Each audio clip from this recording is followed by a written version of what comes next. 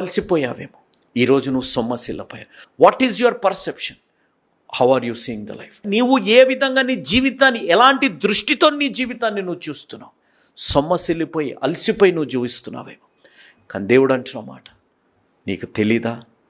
నువ్వు వినలేదా? నీ దేవుడు నిన్ను అర్థం చేసుకునే దేవుడు.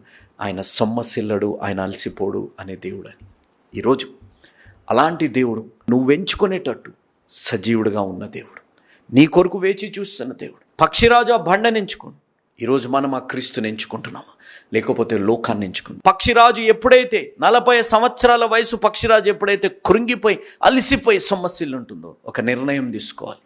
ఆ బండకి, ఆ ముక్కుతోని అదంతా తీసివేసి ఆ ముక్కుని బండకి రాసి నూతనత్వంలోకి వచ్చి, ఆ నూతనత్వంలో వస్తే 30 సంవత్సరాలు అధికంగా బ్రతుకుతుంది. అలాంటి జీవితం ఈరోజు నీ జీవితాల్లో రావాలి అంటే ఇదే అనుకూల సమయం, ఇదే రక్షణ దినం.